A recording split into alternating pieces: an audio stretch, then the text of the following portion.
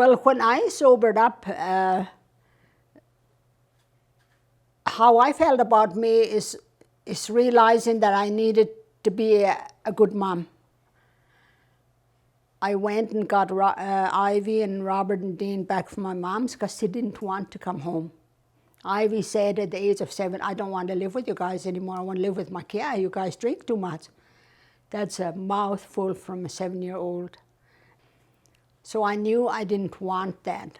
I knew that what I was experiencing were the feelings I had about my mom when I saw her to be given away to the nuns at the mission. And I felt that my mom didn't love me. I saw her right away in a wagon without looking back. And I said, this world called Mom don't exist anymore. She left me there for 10 years. So those feelings about how I grew up seeing my mom, I only got okay with my mom after I sobered up, years later. So when Ivy said that to me, that whole scene came back to me. And I know I didn't want it in my life. I didn't want to be a person like that. And I knew not Annie, not my mom, not my Kia could put that back in my life. Only I could do that. And so I made a commitment. There was no workshop to say, this is how you sober up. This is what you have to do. Those things didn't exist then. I just went home with the kids, and I lived in a sober way.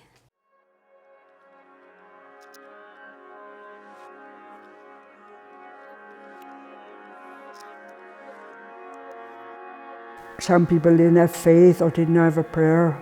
We start teaching some prayers again. We start teaching other ones, just to gain some kind of belief.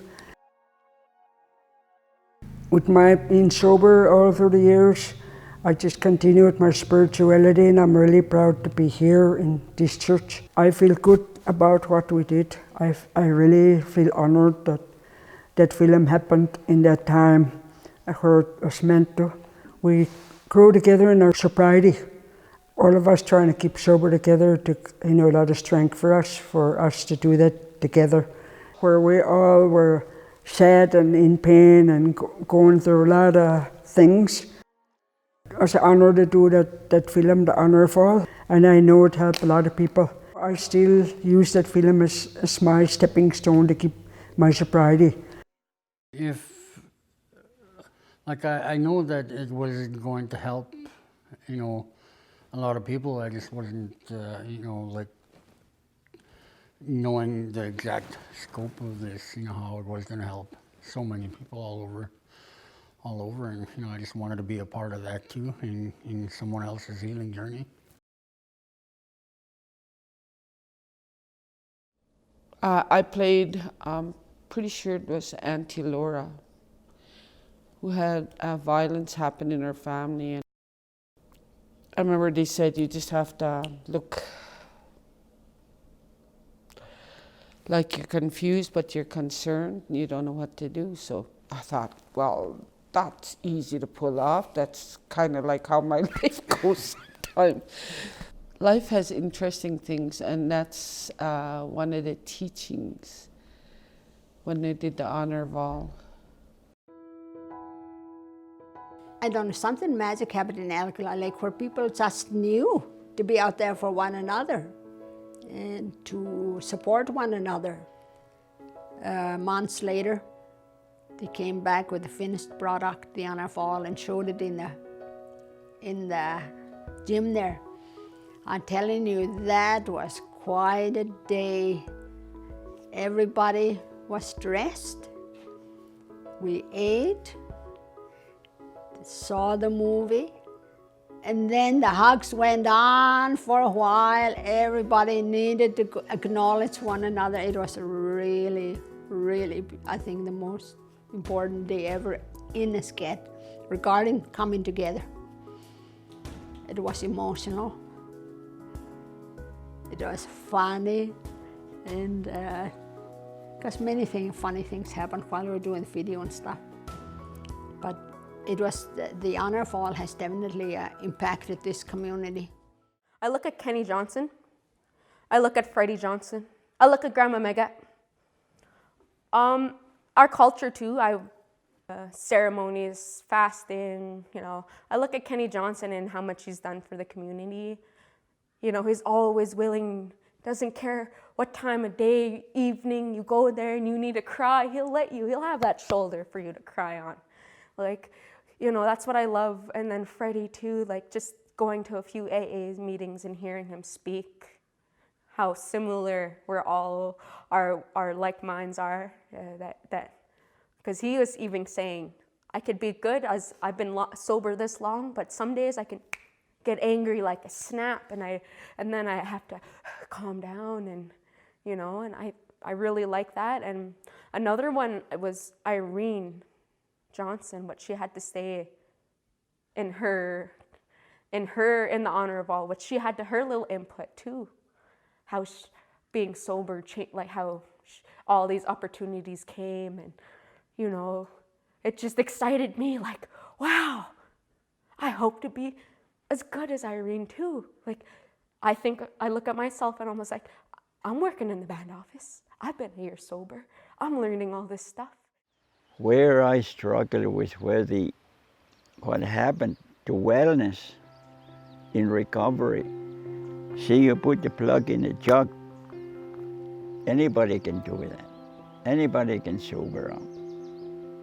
But the biggest problem after you put the plug in the jug is a living problem. All memories, the horrific memories, the traumas will come back. I had a dream one time, haven't really told this to much people. And I was good at beating myself up, really good at beating myself up. So in my dream one time, I dreamt I was sitting there, and then all of a sudden my hair got pulled and my hair was long. So I got up and I was scrapping, and I'm there and I'm like, I don't even know who I'm fighting. So I finally pulled that woman's head up and I looked, it was me. I was beating myself up in my dream, so I remembered that when I woke up. Harsh things happen. But if we're still breathing, wake up in the morning, I'll say when I wake up, let me do the best I can with just this day. Never mind tomorrow, never mind the past. Just this day, let me do something good. And so this last go around for me in my sobriety, it was a lot. I decided, you know, it's time to, you know, seeing all these older people that weren't honor ball still making it, you know, how did they make it? Exactly. So I wanted to know. Us people in recovery, we always let them know. In the meeting, we always say, you're the special person in this room today. You need to be here. You're here. Creator works in a very peculiar way. You're here. You will hear stories in here. In here, we teach in a spiritual way that you're not alone. That new person will discover he or she is not alone. Very proud of you. That's what keeps me going too. Staying sober. It's one of them. There's many different things that keep me sober. I did not like the way I was when I was a drunk. No remorse, no shame, you know, no empathy. What I've learned is that when I was drinking, it controlled me. It controlled me to, you know, go to town, you know, need something to drink, so I went to town, I went and got it. Now I've turned it around where I control it.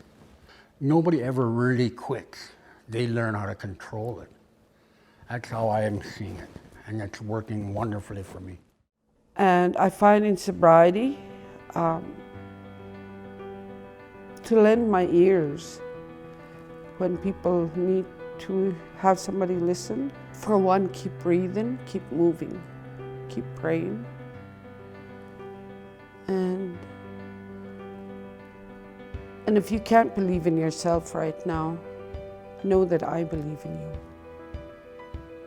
Because I remember it took some people to believe in me, but the most thing I needed to do was believe in myself.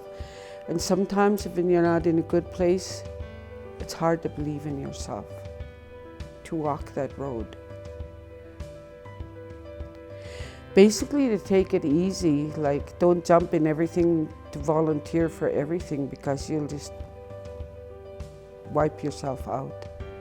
Just take care of yourself and just walk gently, walk slowly, and do what you need to do. I have people coming up to me in my group saying, I relapsed, please delete me please delete me. I'm ashamed of myself. I tell them, no, don't delete me. Stay in contact with me. I said, I love you, you're my sister from Round Lake. There's always room on this red road, this path. Yes, you can feel these shame and guilt, but come back on the red road when you're ready. Kenny Johnson said, I would go talk to somebody who's just a day sober and ask why are they staying sober this long? What's making them stay this sober for a day? And for a newcomer, I would say, well, keep at it, just like accept them and not judge them, because I've known that judgment. I've been on that side of getting judged and getting called down and getting, put down right below their feet, and I don't want that for newcomers. I want them to feel accepted and loved and nurtured.